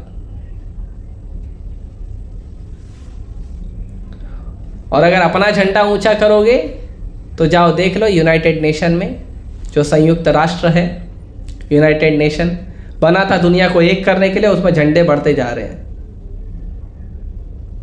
खाली भारत का बात किया जाए तो भारत ने उनको 3 झंडे दिए हैं। 1947 में भारत का एक ही झंडा था वहाँ पे। 1947 में उनके पास 2 झंडे आ गए, भारत और पाकिस्तान। और 1971 में तीसरा झंडा आया, भारत, पाकिस्तान, बांग्लादेश। क्यों आया? साथ में रहना नहीं। हमको अलग राज्य चाहिए, हमको अलग देश चाहिए, हमारी पार्टी अलग है, हमारा धर्म अलग है, हमारी जात अलग है। इसलिए तो अपने झंडे बढ़ाओगे तो साथ में नहीं रह पाओगे। इसके लिए यदि कृष्ण को प्रसन्न करना है तो आपको उसका मूल्य भी चुकाना पड़ेगा। हाँ, कृष्ण को अपने भक्तों में एक ही चीज पसंद नहीं होती, अहंकार। जो दैन्य होता है, दीनहीन होता है, कृष्ण बहुत पसंद करते हैं उसको। नम्र होता है। एक रामचरितमानस में भी एक शब्द है इसका, निर्मल मन जन सो मोहि भावा, मोहि कपट छल छिद्र न भाव। भगवान कहते हैं मुझे निर्मल हृदय के लोग पसंद हैं। छल करना, कपट करना, ये सब मुझे लोग पसंद नहीं है। कितना भी अच्छा जप करोगे, कितना भी अच्छा भागवतम पढ़ोगे, कितना भी अच्छा सेवा करोगे, लेकिन छल और कपट रखोगे, शुद्ध होगे आप, टाइम लगेगा। लेकिन नम्रता रखोगे, जल्दी शुद्ध हो जाओगे। ऐसा नहीं है कि हरिनाम काम नहीं करेगा या भागवतम काम नहीं करेगा, करेगा। लेकिन अगर यही सब भक्तों के साथ मिलकर करोगे, भक्तों को सम्मान देके करोगे, तो जल्दी शुद्ध होगे आप, कृष्ण प्रसन्न होंगे। कृष्ण ने भगवान प्रचेताओं को बोले कि मैं तुमसे इसलिए प्रसन्न हूं क्योंकि तुम सारे भाई मिलकर भक्ति कर रहे हो। और उनके गुरु कौन बने? स्वयं शिव जी, भोलेनाथ, महादेव। उन्होंने शिव जी को बुलाया नहीं कि हमें ज्ञान दीजिए, हमें भक्ति दीजिए, हमें सिखाइए, ट्रेनिंग दीजिए, नहीं। प्रचेताओं ने शिव जी को नहीं बुलाया। प्रचेताओं ने शिव जी को बोला भी नहीं कि हमको भक्ति सिखाइए, हमारा गुरु बनिए, हम आपका शिष्य बनते हैं, नहीं। शिव जी अपने आप आए, अपने आप सब पे प्रसन्न हो के अपने आप शिव जी ने उनको भगवान की भक्ति का ज्ञान दिया। और शिव जी कंफर्मेशन किए कि तुमको भगवान मिलेंगे। गुरु ने आपको गारंटी दिया कि भगवान मिलेंगे। सोचो, क्यों? सब लोग मिलकर भक्ति कर रहे थे। ये बीच का जगह खाली क्यों छोड़ा है? भगत सिंह और सुखदेव उसमें बम गिराने वाले क्या? नहीं, उन्होंने असेंबली में जब बम गिराया था ना, भगत सिंह, सुखदेव, राजगुरु ने, तो उन्होंने खाली जगह देख के गिराया था। तो मुझे लगा शायद उसके लिए छोड़ा है, हो सकता है। सबने इतिहास पढ़ा है ना, और भगत सिंह तो सबको पसंद है, खासकर युवाओं को भगत सिंह ज्यादा पसंद होते हैं। सुखदेव भी थे प्रभु जी, सुखदेव भी थे। भगत सिंह का फ्रेंड था।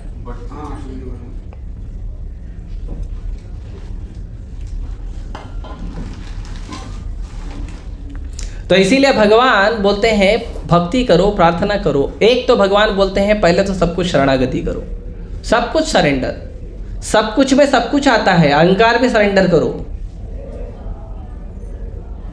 प्रभु जी मैं सब कुछ करूंगा लेकिन मैं उसके साथ नहीं रहूंगा।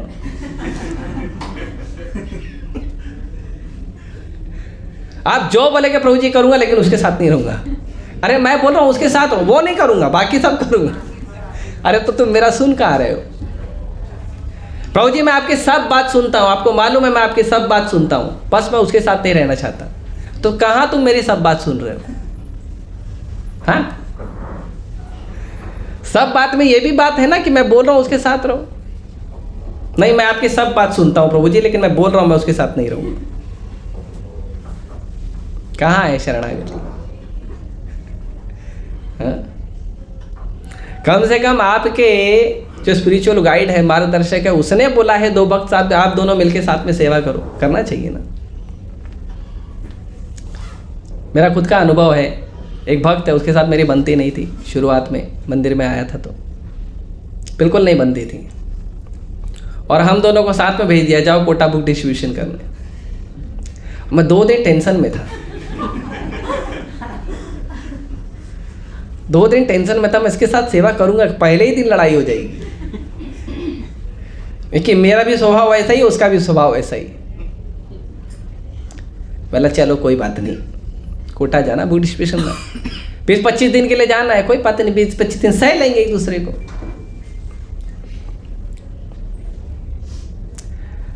जब हम यहाँ से ट्रेन में चढ़े और जब हम कोटा उतरे तो इतनी अच्छी मित्रता हो गई थी कि आज तक वो मित्रता है। 8 साल हो गए, इतनी अच्छी मित्रता है।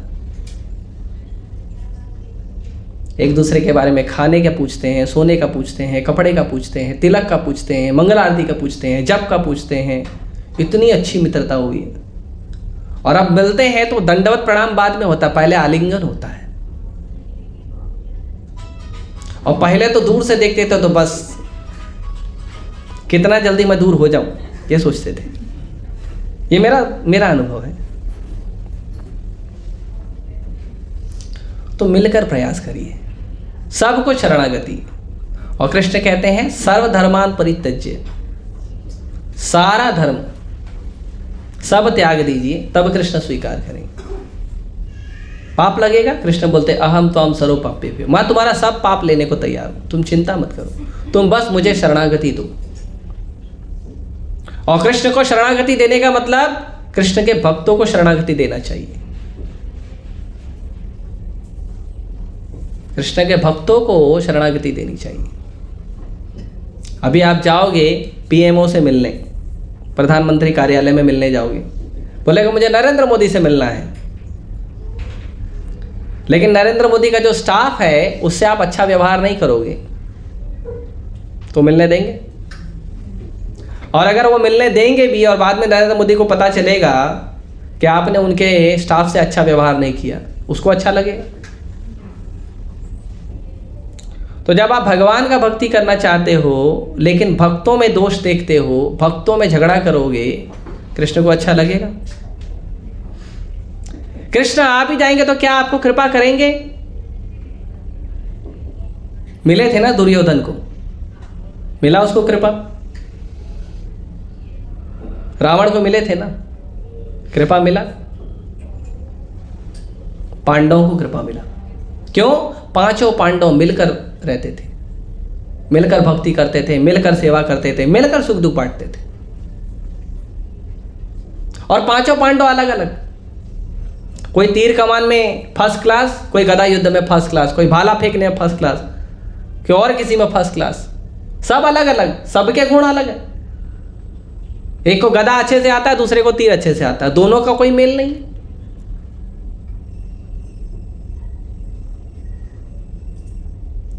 और युधिष्ठिर एकदम नरम दल के स्वामी और भीम एकदम गरम दल के स्वामी। युधिष्ठिर बोले जाओ दुर्योधन को बचाओ, उसको लेके गए, यक्ष लोग लेके गए उसको। भीम बोला मरने तो हमको क्या करना है, ऐसे हमको परेशान करते रहता, अपनी मौत मरना, मरने तो हम क्यों बचाए जाके? नहीं, मिलकर। युधिष्ठिर महाराज ने कहा घर के अंदर वो 100 है, हम 5 हैं, घर के बाहर हम 105 हैं। तो इस्कॉन के भक्तों को साथ में रहना चाहिए।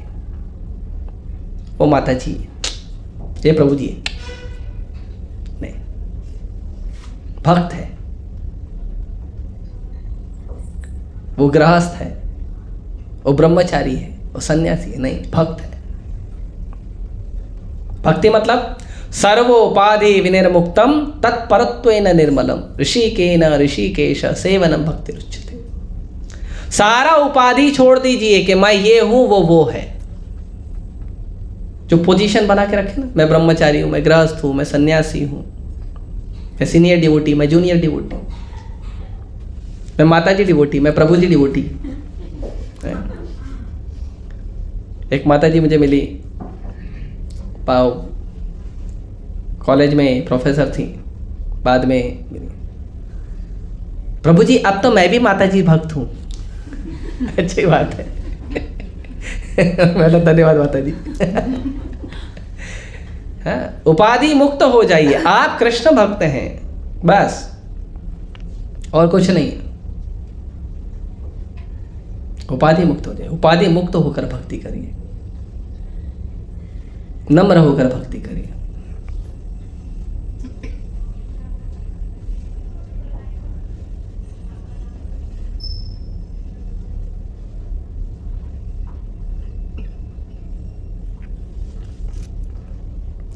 तो कृष्ण को पसंद आता है जब लोग तपस्या करते हैं, भजन करते हैं। क्योंकि इवन प्रभुपाद जी ने भी बताया है, प्योरिटी इज द फोर्स। हमारी शक्ति कहाँ है पता है? शुद्धता में शक्ति है, अशुद्धता में शक्ति नहीं है। लेकिन अगर कोई भक्त आपको सेवा दे रहा है और आप बोलोगे प्रभु जी आप सेवा दे दो, मैं अपने हिसाब से करूंगा, चलेगा? शुद्धता कहाँ आई? आप अपने हिसाब से सेवा मत करिए, आप आचार्यों ने बताए हुए तरीके से सेवा करिए, अपने हिसाब से सेवा मत करिए। प्रभु जी आपको तो पता है मेरा स्वभाव अलग है, मैं अपने स्वभाव में सेवा करना चाहता हूं, तो सेवा में शुद्धता नहीं आएगी। भले आप उस चीज में कितने भी एक्सपर्ट हो, लेकिन कम से कम जो भक्त पहले से सेवा कर रहा है उसके साथ मिलकर बात करके उससे सीखो कि इस समय सेवा कैसे करनी है। उसके लिए नम्र होना पड़ेगा, अहंकार छोड़ना पड़ेगा।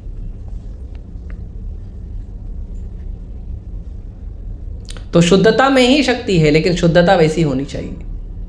शुद्धता में मिलकर एक दूसरे के साथ मिलकर सेवा करने से शुद्धता आई। इसीलिए जो हम 4 चीज बोलते हैं भक्ति में आगे बढ़ने के लिए, पहला कौन सा? ABCD बोलते हैं। पहला क्या है? ए बोलो। ए फॉर, हाँ, किसी को भूख लगी होगी एप्पल बोलेगा। ए फॉर एसोसिएशन डिवोटी, भक्तों का संग। सबसे पहला भक्तों का संग। दूसरा P for books, C for chanting और D फॉर दबा के खाओ, डाइट, प्रसाद। तो ये चारों है, लेकिन इन चारों में सबसे ज्यादा प्रबल है भक्तों का संग। नल कुंवर मणिग्रीव का जब भगवान ने उद्धार किया, जब उखल बंधन लीला खत्म हुई तो उखल से भगवान ने दोनों पेड़ को उखाड़ दिया, नल कुंवर मणिग्रीव निकले। भगवान ने पूछा मांगो क्या वरदान मांगते हो। उन्होंने कहा बस आपके भक्तों के साथ आपकी चर्चा करनी है, आपकी कथा चर्चा करनी है, बस और कुछ नहीं चाहिए। भक्तों का संग बहुत महत्वपूर्ण है। भक्तों के संग में आने के लिए ना अपना जो अटैचमेंट है, आसक्ति है, छोड़ना पड़ता है, छोड़ना पड़ता है। किसी के भी साथ रहो, वो दूसरे स्वभाव का व्यक्ति है, कैसे करोगे मैनेज? तो शुद्धता आती है कब? जब भक्तों के साथ मिलकर करते हैं। तो भक्ति का कोई भी कार्य आप करिए भक्तों के साथ मिलके। इसीलिए मैं बार बार लोगों को बोलता हूं, जो लोग यूथ हैं, बॉयज हैं, आप लोग ज़्यादा से ज़्यादा प्रयास करिए, मंदिर में आके मंदिर में सेवा करिए, मंदिर में मिलकर मंगला आरती करिए। मंदिर में नहीं आ सकते तो कम से कम अपना ऐसा ग्रुप बनाइए जहाँ पे आप लोग हफ्ते में 1 दिन 2 दिन मिलो, बैठ के कृष्ण कथा करो, बैठ के चैंटिंग करो, वहाँ पे भगवान का आरती पूजा करो।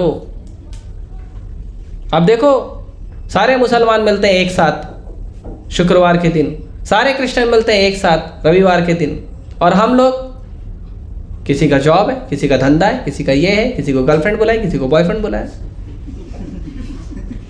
किसी के पति ने सेवा दिया है, किसी के पति ने सेवा दिया है, किसी को ये प्रॉब्लम, किसी को वो प्रॉब्लम। हमारे पास 1000 बहाने हैं साथ में नहीं आना। और हम बोलेंगे अरे साथ में आओ, साथ में मिलके भक्ति। अरे प्रभु जी घर पे तो भक्ति करते ही है ना, घर पे क्या भक्ति करता हमको पता है। हाँ, 4 BHK के घर में 4 इंच का भगवान का मंदिर होता, और उसमें 4 रामदाना रख देते भगवान को, 1 महीने तक खाते रहो। और जो गीता खरीदा था उनके दादाजी ने, उसको आज तक खोला नहीं। और माला तो थोड़ा बहुत दादाजी ने किया था, फिर बाद में पिताजी ने किया, बाद में चूहा खा गया। ये सब सुनने मिलता है। क्या भक्ति करते हो घर में पता है हमको? बताओ मत, मिलकर करिए।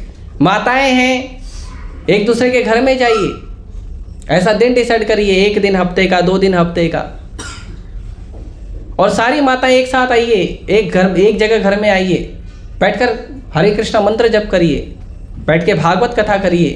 भागवत कथा नहीं करना है तो कम से कम कोई रिकॉर्डिंग लेक्चर सुनिए। एक साथ आके भक्ति करिए, अलग अलग भक्ति मत करिए।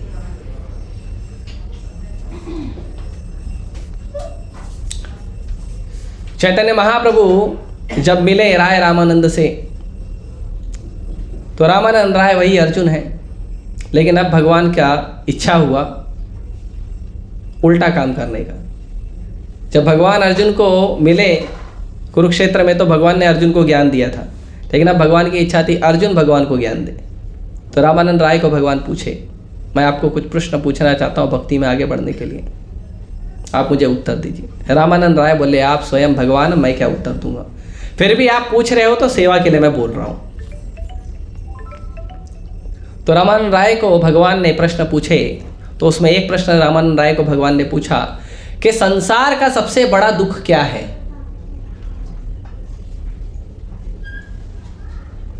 तो रामानंद राय ने कहा, आपके भक्तों से दूरी। संसार का सबसे बड़ा दुख है जब आपके भक्तों से दूरी हो जाए। भक्तों से दूरी होना ही संसार का सबसे बड़ा कष्ट है। और संसार का सबसे बड़ा आनंद है आपके भक्तों का संग। बस ये सार बताया उन्होंने। ऐसा तो महाप्रभु उनको बार बार पूछ रहे थे, बताओ भक्ति का सार क्या। बोले वर्ण आश्रम धर्म भक्ति का सार है, ये भक्ति का सार है। भगवान बोले ये तो बाहर का, अंदर का बताओ, मेन मलाई बताओ। देखेंगे कभी समय मिलेगा तो वो भी चर्चा करेंगे, रामानंद राय का संवाद। तो जीवन का असली आनंद जो है वो भगवान के भक्तों का संग है। साथ में मिलना, साथ में खाना, साथ में जप करना, साथ में भक्ति करना, भागवत पढ़ना, सुनना, एक दूसरे भक्त को सहयोग करना भक्ति में बढ़ने के लिए। भौतिक संपदा, भौतिक वस्तु तो मिल जाएगी, जो आपके हाथ में वो मिल जाएगा आपको। साथ में आइए भक्ति करने के लिए, मेहनत करिए भक्ति करने के लिए, मेहनत करिए धर्म के लिए, धर्म के पिता भगवान के लिए, उसके लिए साथ में आइए। ये जरूरी है और उससे भगवान बहुत ज्यादा प्रसन्न होते हैं।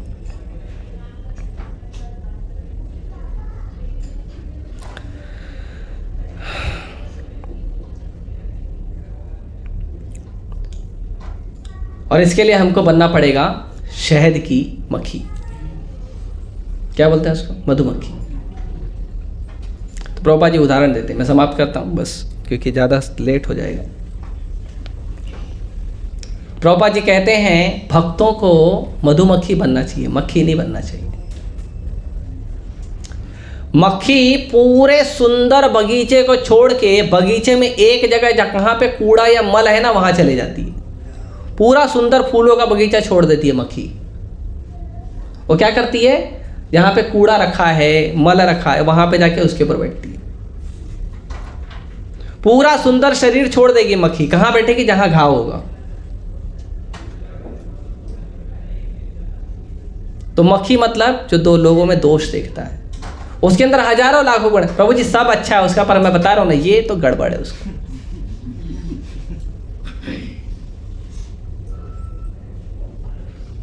और मधुमक्खी क्या करती है, पूरे कीचड़ से भरे तालाब को छोड़ के कमल के ऊपर जाके बैठती है, फूलों पे जाके बैठती है। भगवान को जब आप बजा के बताओगे भक्तों का दोष, तो भगवान विट्ठल बन जाते हैं, आंख बंद कर लेते हैं, नहीं सुनना, नहीं सुनते। कितना भी भक्तों का दोष बताओ, भगवान सुनते ही नहीं है। कुछ दोष नहीं है भक्तों में। भौतिक संसार में हजारों दोषों के होते हुए भी जो कृष्ण का भक्ति करा, उसमें क्या दोष है? हा? भौतिक संसार में उसके अंदर हजारों लाखों दोष है, लेकिन फिर भी कृष्ण का नाम जप कर रहा है, फिर भी भागवतम पढ़ रहा है, तो कहां दोष है उसके अंदर? हाँ, कहां दोष है बताइए? और कितना भी अच्छा व्यक्ति है, कितना भी बड़ा व्यक्ति है, कितना भी गुणवान व्यक्ति है, भक्ति नहीं कर रहा है, इंद्रिय तृप्ति में लगा हुआ है, कहां गुण है उसके अंदर? हराव भक्तस्य कुतो महत् गुणा, नारद मुनि पूछते हैं, जो कृष्ण भक्त नहीं है, कितना भी अच्छा व्यक्ति है, कहां उसके अंदर एक भी गुण है? लेकिन यस्यास्ति भक्ति भगवती यकिंचन सर्वैर्गुणैः तत्र समासते सुरा। लेकिन जो कृष्ण भगवान का भक्ति कर रहा है, उस व्यक्ति के अंदर आज नहीं, लेकिन एक समय ऐसा आएगा जब उसके अंदर देवताओं के, इंसान के तो छोड़ दो, देवताओं के भी दिव्य गुण उसके अंदर आ जाएंगे।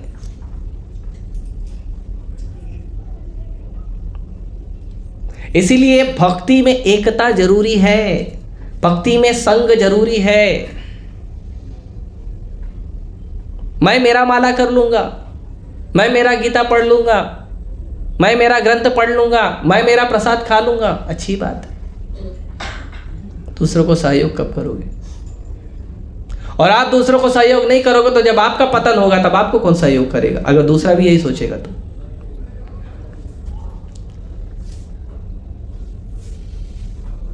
सबको सहयोग करना चाहिए। अकेले बहुत सारी चीज करना आसान लगता है, आसान है नहीं। और साथ में सबके भक्ति करना मुश्किल लगता है, मुश्किल है नहीं, आसान। सबके साथ भक्ति करो। आप सोचो, आप बैठकर सुबह जप कर रहे हो, सुबह मंगला आरती के बाद आप बैठ कर जप कर रहे हो, है ना, जप कर रहे हो, जप कर रहे हो, नींद आ रही है, झपकी मार रहे हो, पे भक्त उठा रहे, हरे कृष्णा जप करें, हरे कृष्णा, फिर एक भक्त हरे बोल, खड़े होकर जप करो, चल के जप करो। उस समय आपका मन नहीं करेगा जाके सो जाऊं, ये क्या बोलेंगे ये लोग, मन नहीं करेगा उस समय जाके सो जाऊं। और सो के आएगा ना तो ऐसा नजर चुराएगा, सो के आया हूं। लेकिन अकेले जब करोगे तो क्या होगा, एक बार नींद आई, दो बार नींद आई, ठीक है, माला रखो, सो जाओ। अकेले आप गीता पढ़ रहे हो, भागवत पढ़ रहे हो, लेक्चर सुन रहे हो तो क्या होगा, क्या करोगे, नहीं मन करेगा, बंद करके रख दोगे। लेक्चर मन कर रहे हो, सुनना बंद करोगे। अब बहुत सारे भक्त एक साथ कर रहे हैं, क्या करोगे, नहीं भी मन कर रहा, बैठे रहोगे, सुनोगे। बहुत प्रभाव है भक्तों के साथ मिलकर करने में। हम अपने दोषों को पीछे कर देते हैं, हमारे अनर्थों को छुपा देते हैं भक्तों के साथ भक्ति करते हैं। और भक्तों के साथ नहीं रहते तो क्या होता है, हमारे अनर्थ प्रबल हो जाते हैं, भक्ति करने नहीं देते हैं। नींद भी आएगी, आलस भी आएगा, हुआसी भी आएगी, भूख भी लगेगी, प्यास भी लगेगी, मन भी चिड़चिड़ा होगा, उसके बारे में याद आएगा, उसके बारे में याद आएगा। हाँ, अकेले करो पता चले। भक्तों के साथ करोगे तो एक तो भक्तों का संग मिलेगा, दूसरा भक्तों के संग में कृष्ण का कृपा मिलेगा। कृष्ण की कृपा, अकेले किसी को पाइपलाइन नहीं दिया कृष्ण ने। नारद मुनि ने भगवान को पूछा, कहाँ रहते हो, व्हाट इज योर एड्रेस। भगवान ने बोला तुमको मालूम, बोला नहीं आपसे सुनना चाहता हूं। तो भगवान बोले अच्छा तुमको क्या पता है। तो बोले मुझे तो पता है आप वैकुंठ में रहते हो, योगियों के हृदय में रहते हो। भगवान बोला रॉन्ग एड्रेस, मैं वहां नहीं रहता हूं। कहाँ रहते हो, मैं उस जगह पे रहता हूं जहां पे बहुत सारे भक्त एक साथ जमा होके भगवान का नाम जप करते हैं। हरे कृष्णा कृष्णा कृष्णा हरे हरे, हरे राम राम राम हरे। भगवान कहते हैं तत्र तिष्ठामि नारद यत्र गायन्ति मद भक्तवा।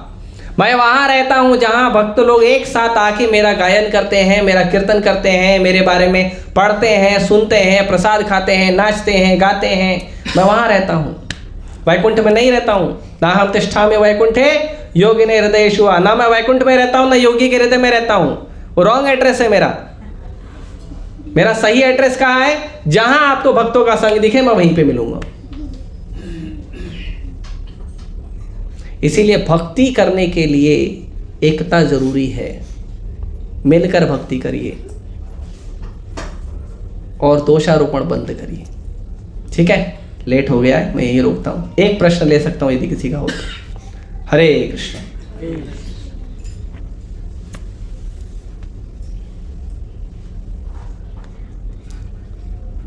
कथा से रिलेटेड। हाँ, ये आपने बोला ना वानप्रस्थ का मतलब क्या है। हाँ, वानप्रस्थ, वानप्रस्थ में वन आता है, वन शब्द आता है। तो आपका जब 50, आपको हिंदी गिनती आती है, हिंदी का गिनती 50 के बाद क्या आता है, 51, 51 के बाद 52, तो 50 के बाद 51, वन में जाओ, 52 में जाओ। घर में रहने का नहीं। आपका 50 साल का उम्र हो गया, बच्चों को घर का जिम्मेदारी दे दो, घर में नहीं रहना, सीधा निकल जाओ वृंदावन, सीधा निकल जाओ। वन मतलब वन, सीधा जाने का। वृंदावन जाओ, जगन्नाथपुरी जाओ, बहुत सारे वन बनाए हैं ना। भारत में ही वन मिलेंगे, बाहर तो मिलेंगे नहीं। भारत में वन क्यों बनाए, वन में जाने के लिए, इसीलिए वन बनाया भारत में। वन में जाओ, भक्ति करो, घर छोड़ो और ट्रेनिंग लो केवल कृष्ण के आश्रय में कैसे जीना है। बच्चों के भरोसे जीने के लिए मत रुको घर में, उसको बोलते हैं वानप्रस्थ। बच्चों का भरोसा छोड़ दो, बड़ा होगा मेरे को कमा के खिलाएगा, नहीं। तुमने कमा के खिलाया, तुम्हारा फर्ज पूरा हुआ, घर छोड़ो, निकलो, जाओ भजन करो घर से बाहर। तो जब अच्छा ट्रेनिंग हो जाता है 10 साल 15 साल 20 साल, जब उनको लगता है कि केवल कृष्ण की कृपा पे हम आश्रित रह सकते हैं, तो होता है संन्यास। फिर संन्यास लेना है। नहीं मैं पति के भरोसे रहूंगा, मैं पत्नी के भरोसे रहूंगा, मैं बच्चों के भरोसे रहूंगा, नहीं। 50 हो गया, गो आउट, उसको वानप्रस्थ बोलते हैं। ठीक है, कितना हुआ आपका उम्र? 15 साल बाकी। आसान तरीका बताऊं, विवाह हो गया? आसान तरीका बताऊं, मेरे साइड में आ जाओ। मेरे साइड में आ जाओगे ना, फटाक से संन्यास दिला देंगे। 50 के पास वानप्रस्थ नहीं, सीधा संन्यास। ठीक है, आ जाओ। हाँ गुड्डू प्रो जी का नाम नंबर लिख के ले लो। इतना डर रहे हो। ठीक है, धन्यवाद। ग्रंथराज श्रीमद् भागवतम की जय, श्रील प्रभुपाद की जय। हरे कृष्ण।